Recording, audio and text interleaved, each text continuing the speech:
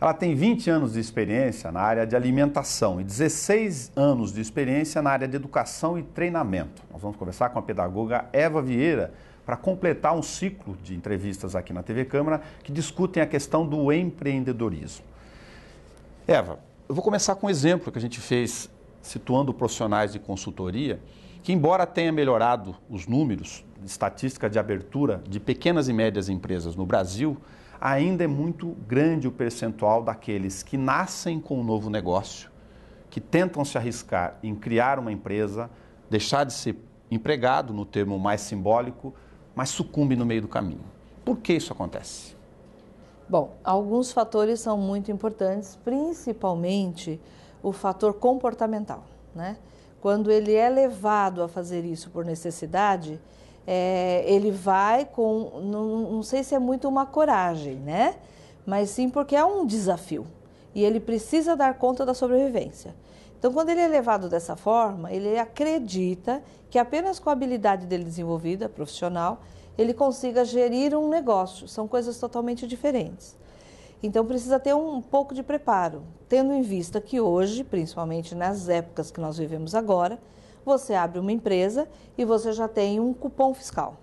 Então, todos esses custos precisam estar embutidos. E ele, quando é empregado, eles não têm essa noção. Eles acham que o valor de por exemplo, um picolé de R$3 é só a matéria-prima e o salário de quem está fazendo o picolé, né? Mas tem muitas outras coisas envolvidas. Então, a falta de conhecimento e preparo faz com que isso ocorra. E qual a outra relação entre um negócio que se abre nesse horizonte, entre necessidade e oportunidade? Então, quando você começa um negócio por necessidade, o preparo vem depois que começa o sofrimento, né? Então, quando dá tempo, aí ele busca o Sebrae, busca o Senai, busca alguns órgãos ou até mesmo empresas particulares que vão lhe assessorar nesse aspecto. Só que quando ele busca isso, ele já está num sufoco tão grande que ele não consegue enxergar possibilidades de sair dessa crise. Então, aí ele se depara com a impotência dele, né? A impotência no seguinte sentido. Quando ele abriu aquele negócio, ele abriu porque ele tinha que pagar a escola dos filhos e comer. Aí ele se depara que ele precisa pagar o aluguel, que o aluguel aumenta, que ele precisa comprar uma máquina nova daí 2 anos, que ele precisa comprar um computador e pôr um sistema, e essas coisas não estavam no custo dele. Então, acabou o dinheiro. E aí, a necessidade está ficando comprometida, então ele está sendo ameaçado. Então, ele tem 2 possibilidades. Ou ele continua empreendendo por oportunidade, ou ele continua empreendendo por necessidade. Por oportunidade, ele precisa começar a fazer um exercício de não se ver apenas 1 ano na frente, no mínimo 10 anos no futuro.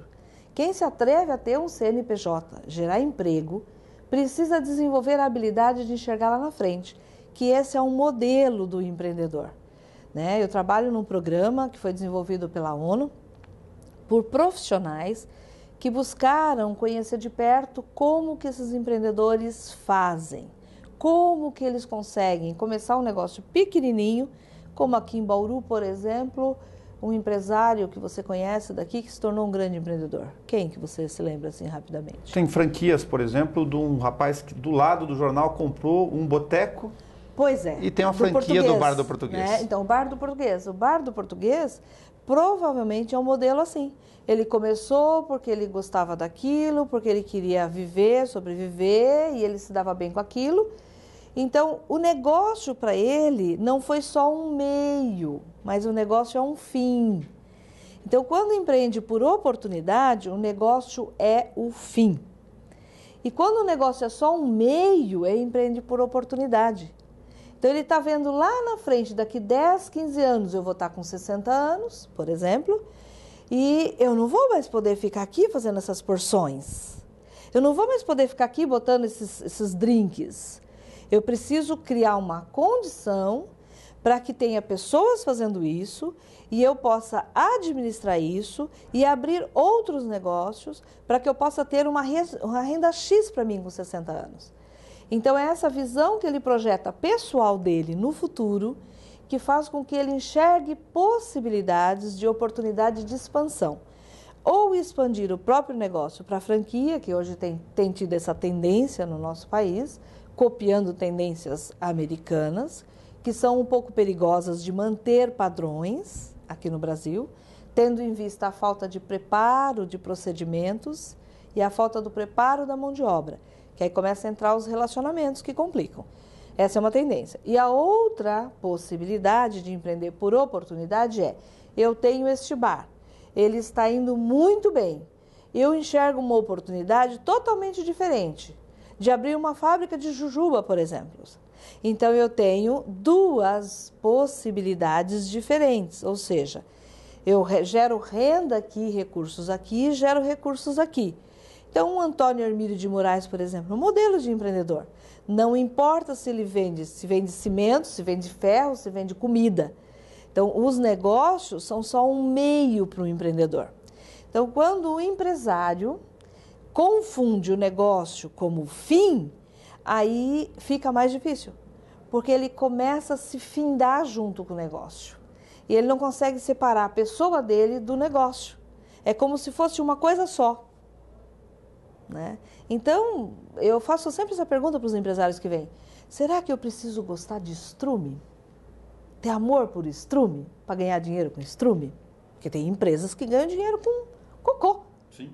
Né, de animais. Então, não é. Eu preciso ter amor à minha vida, ao que eu quero para mim no futuro, porque é isso que vai sustentar as dificuldades no dia a dia do empresário. Como é que você faz essa espécie de varredura, então, nesse perfil do empreendedor para identificar esses fatores?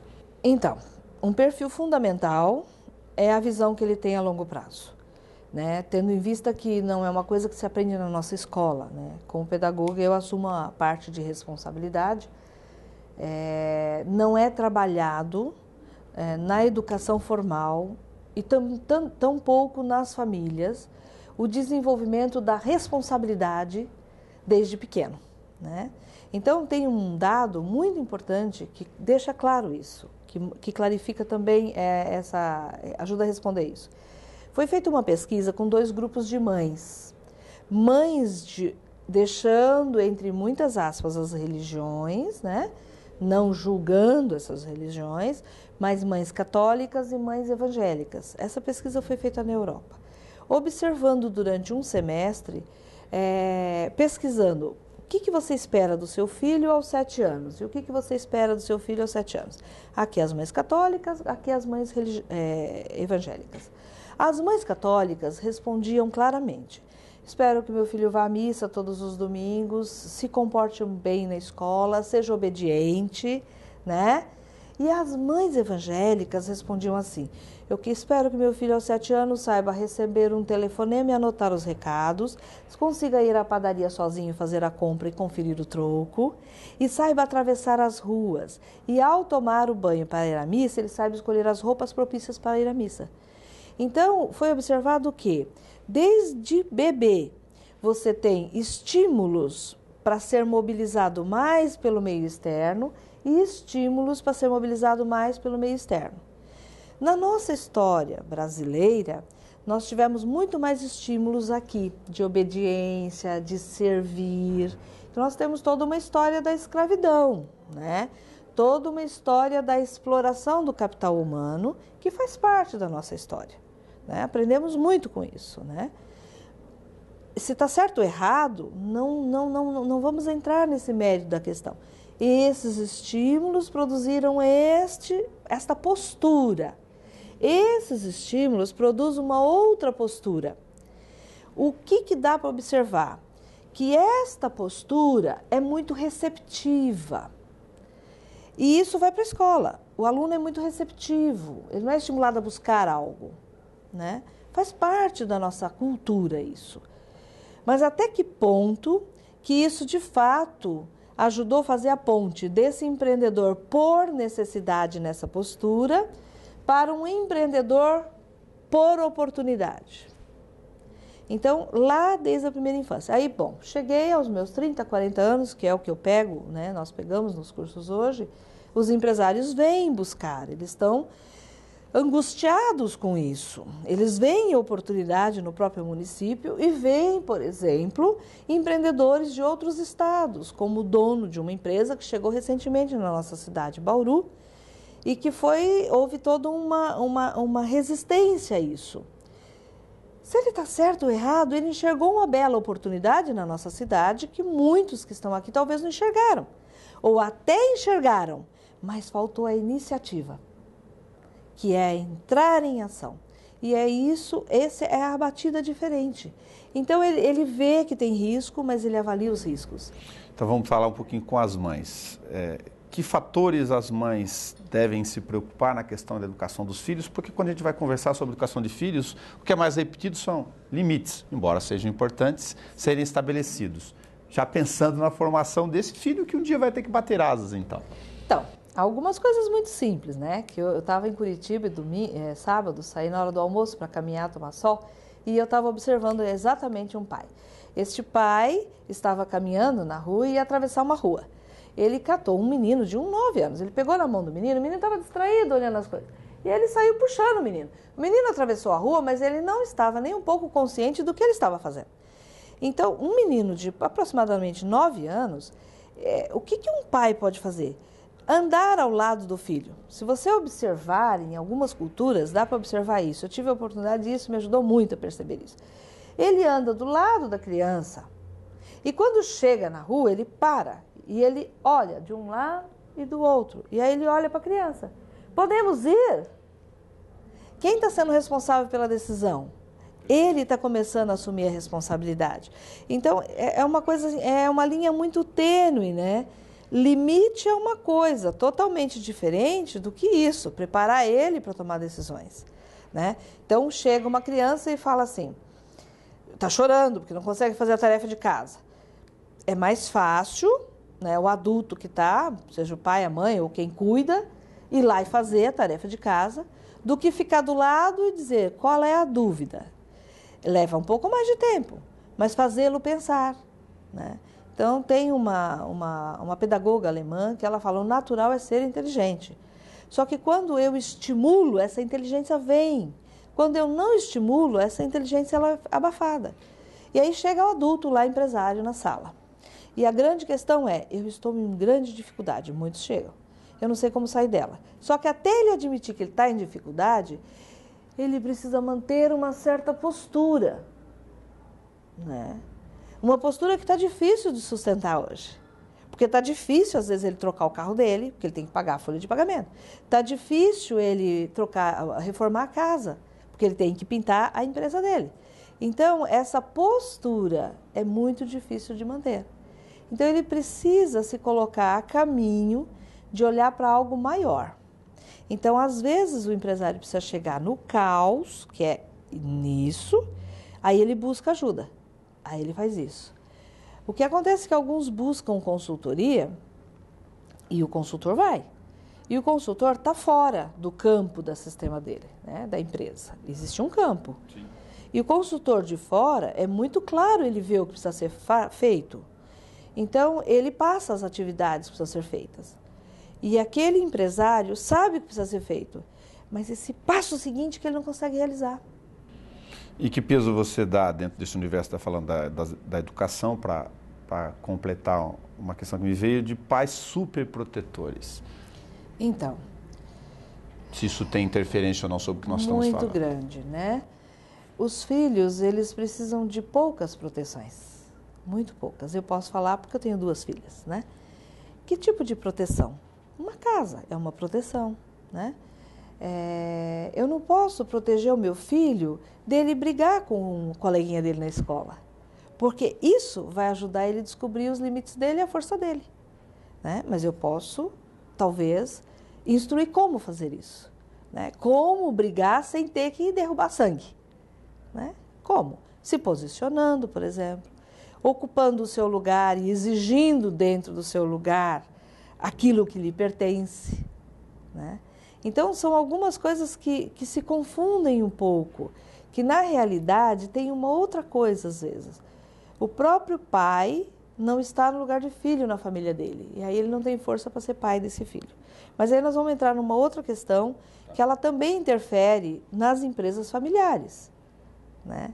Então, quando lá pequeno você não colocou o seu filho no lugar de filho, aí você paga uma universidade para ele fazer administração numa universidade reconhecida. Você tem condições de fazer isso, a sua empresa está indo muito bem.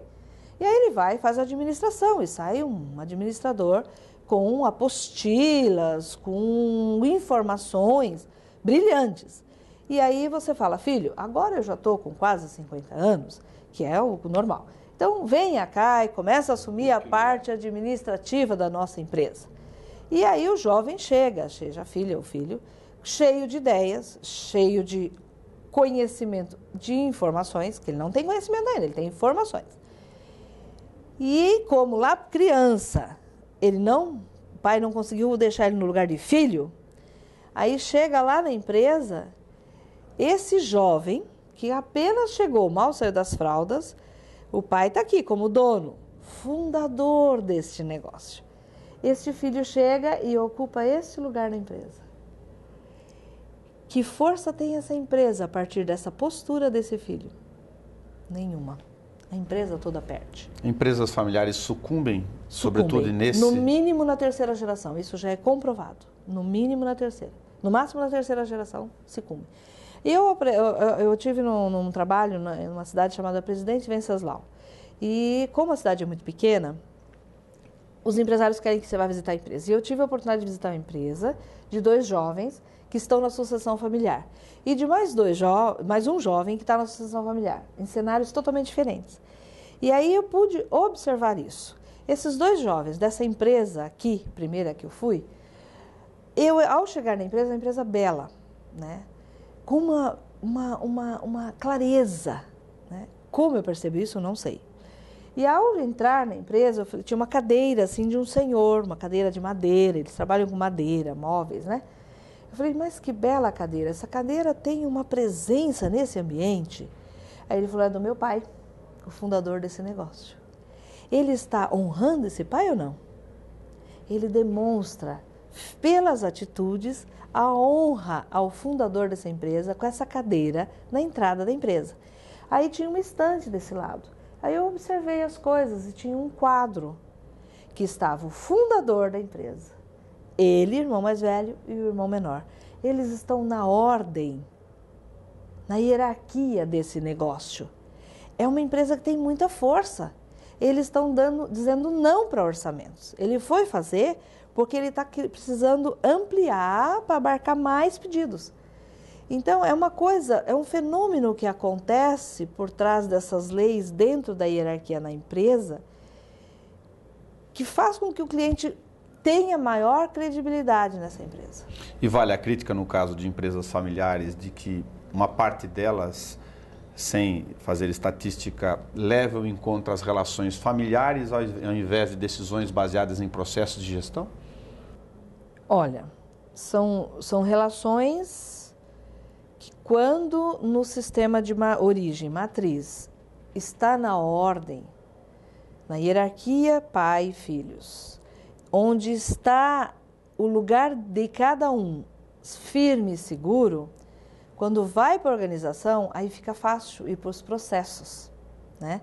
Porque lá na empresa continua um relacionamento, né? Os meninos, nossa, depois eu conheci o pai, ele não domina nada do computador. Os meninos dominam tudo. Ele fazia uma gestão totalmente na cabeça dele e nos caderninhos. Os meninos fazem tudo nas máquinas. Mas a parte de produção, quem entende, tem todo o conhecimento é o pai.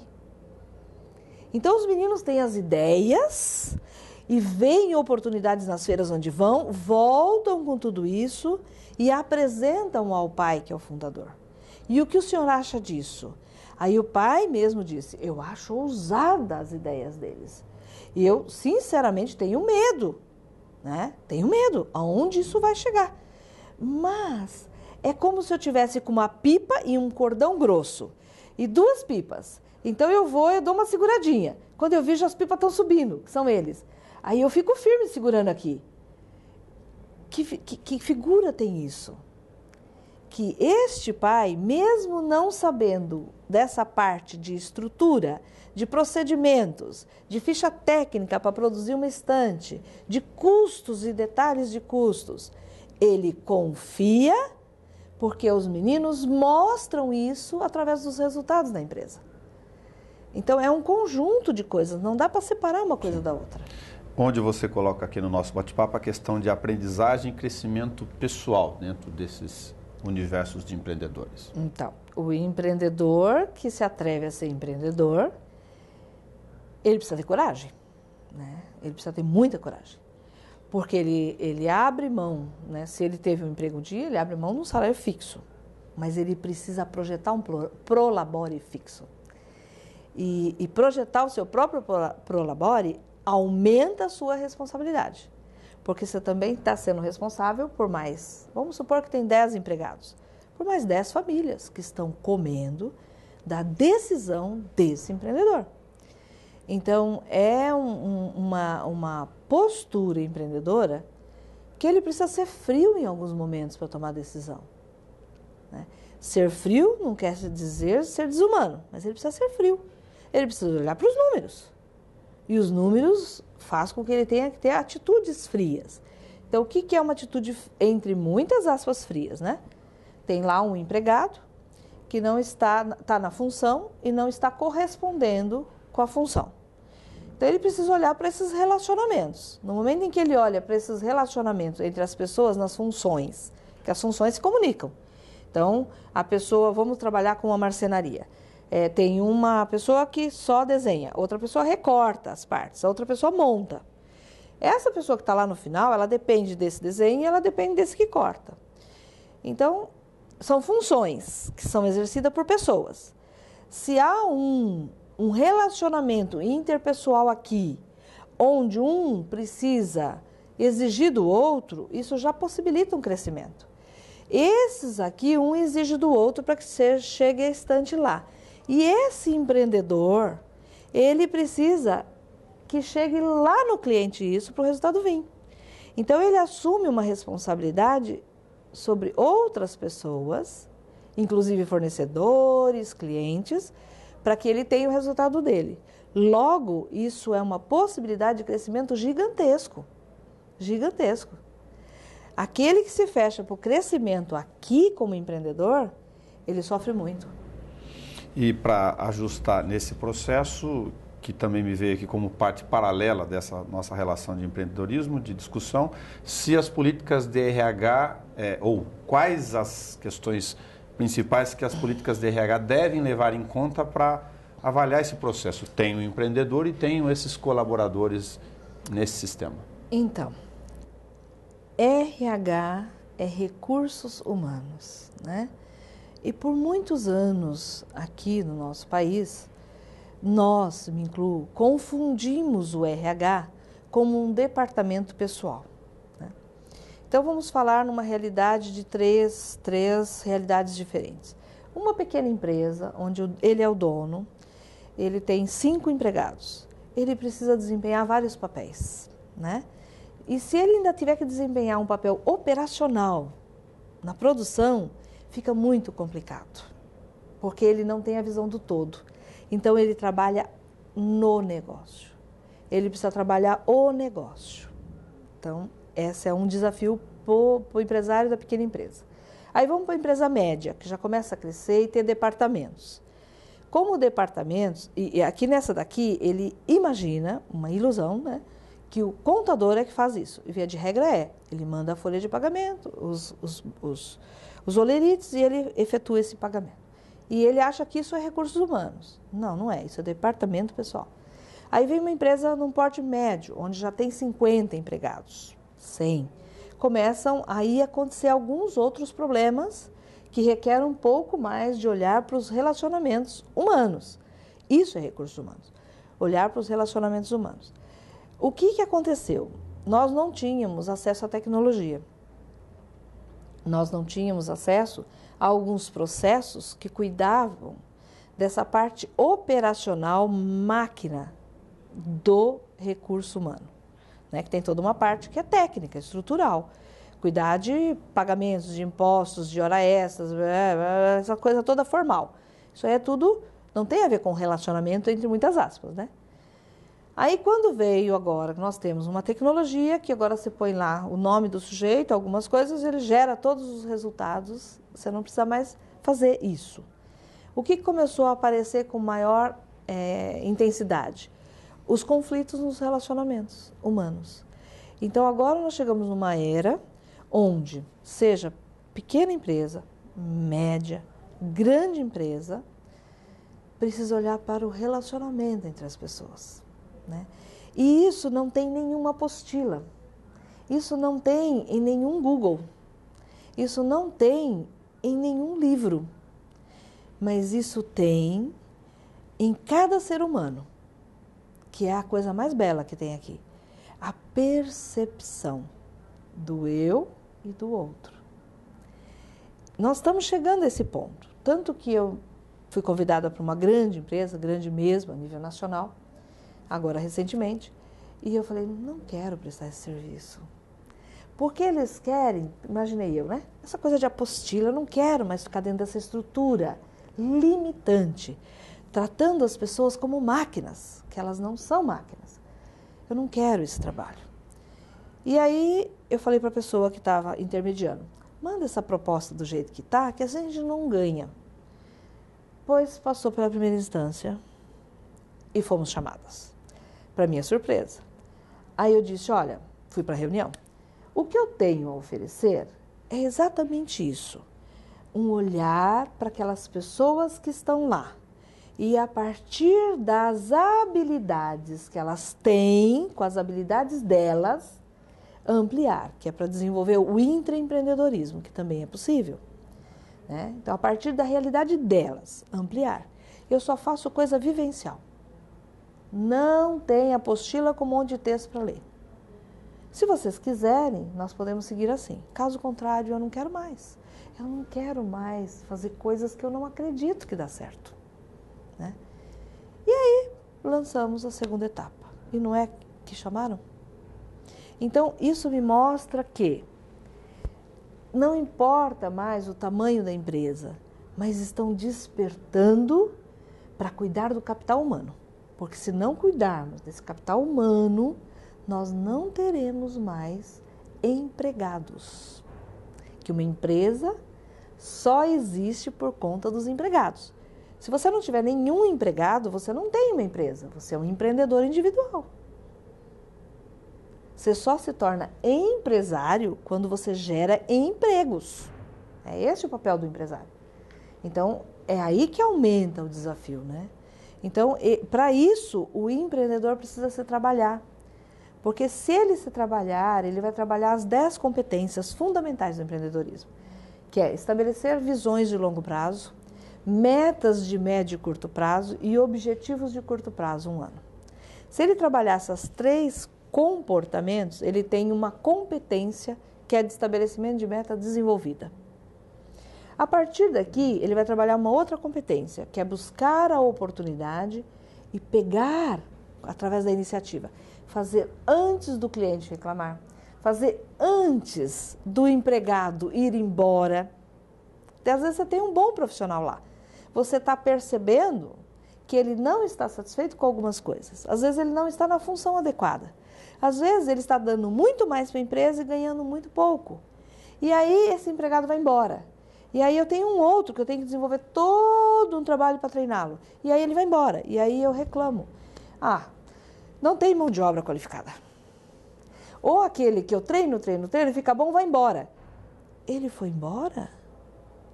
Como ele foi embora? Se você for investigar, ele deixou porque aquilo ali já não estava mais possibilitando crescimento para ele. Os empregados também querem crescer. Um trabalho que limita ele do crescimento, ele vai embora.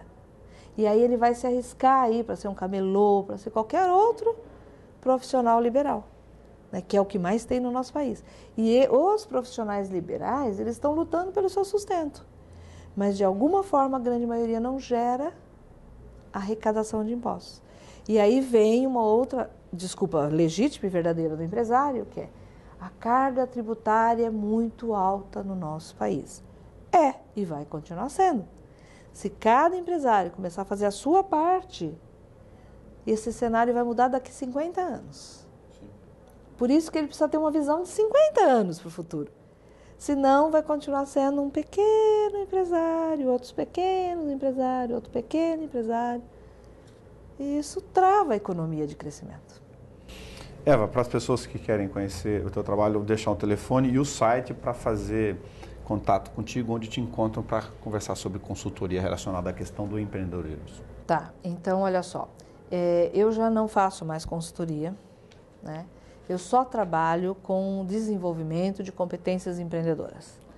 Então eu presto um serviço para o Sebrae, atualmente, já há 17 anos, que é no Empretec, que é um programa que é de 60 horas, que ajuda o desenvolvimento dessas 10 habilidades que eu falei, 2, que é metas e oportunidade. E aí tem persistência e comprometimento. Persistência é o que mais nós temos, tanto é aquela propaganda do Lula, o brasileiro não desiste nunca, né? Só que é uma persistência que acaba acabando com a vida do empresário, do empreendedor, né? Então, como transformar essa força da persistência para a oportunidade? E aí a responsabilidade pessoal, que aí é trabalhar o locus de controle interno nessas 60 horas. E esse curso acontece no Brasil como um todo, em 35 países. Aqui no Brasil, ele acontece através do Sebrae, que o investimento é 40% do que é em outros países. Então, eu recomendo esse curso para quem quiser trabalhar o empreendedorismo. E aí é para donos de empresa e também para gerentes. Não mande seu gerente sem antes você fazer, porque ele vai crescer e provavelmente vai deixar sua empresa, né? Então, faça primeiro o empresário, o dono do negócio, depois o gerente. E a outra coisa que eu faço a nível de desenvolver o empreendedorismo é trabalhar nos relacionamentos e nessa lei que rege os negócios e hierarquia. Tem muitos donos de empresa que não estão na posição de dono no negócio, né? Então, os empregados tomam as decisões da empresa e ele não está na posição de dono.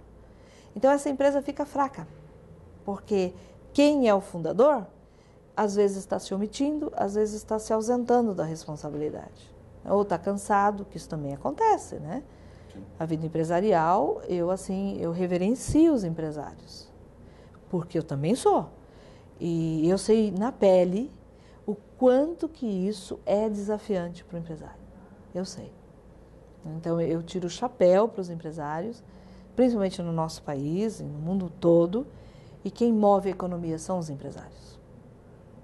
Os nossos políticos, eles se administrarem bem os recursos que as empresas promovem, podem fazer esse país realmente ser um gigante por natureza, né? Se apropriar desta frase, gigante por natureza. Então, eu acho que o empresário ele tem uma força, sim. Essa força vem das nossas raízes, né, aqui no país. E eu vejo o Brasil como uma potência econômica. 50 anos aí, eu vejo uma coisa maravilhosa para o nosso país, a partir das pessoas que estão aqui. Mas nós precisamos fazer um movimento muito profundo. Chega de sofrimento, né? Chega de sangue, né? E deixar essa nossa história entrar nas nossas células e se apropriar da força que tem na nossa história. Um país que surgiu, claro, com muitas mortes, mas essas mortes teve um serviço gigantesco de nós estarmos vivos hoje, com todas as nossas descendências, né? Então, de uma vez por todas entrar numa frase, que se essa frase entrar em cada um aqui no nosso país é obrigada. E agora eu posso. Sabe? Agora eu posso. O que retrata um pouco esses movimentos. Tem um pouco de vandalismo em todos esses movimentos aí, né? Que pegam carona nos movimentos sociais. Mas esse é um retrato que, de alguma forma, essa proatividade está nascendo. De empatriamento, de se empatriar, sabe? Tanto a mostra desse Papa Francisco que veio aí. Parece que houve uma coisa que é um fenômeno mesmo. o quanto que ele foi além dos limites de um papel social que ele ocupa, abrindo mão da segurança e de várias coisas ali, buscando autonomia, e nada aconteceu em nenhum lugar do Rio naqueles dias. Uma movimentação de quantas mil pessoas? Então, acho que agora é a hora de botar a mão no peito. Quando eu era criança, sabe? Eu me lembro que cantávamos o hino nacional com a mão no peito, com o maior orgulho do nosso país. E eu acho que se cada empresário se apropriar disso, ele multiplica isso com os empregados. Então, eu vejo o empresário com um papel fundamental nesse desenvolvimento econômico, a partir do desenvolvimento do empreendedorismo. Um empreendedorismo por natureza, por leveza, por oportunidade, sem precisar um matar o outro. Tem cliente para todos. Tem muitos clientes que estão esperando ser atendidos, né? E ser atendido assim.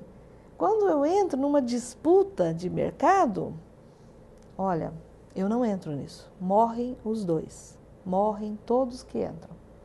E permanecem aqueles que ficam só no lugar deles. Muito obrigado pelo seu bate-papo conosco aqui na TV Câmara.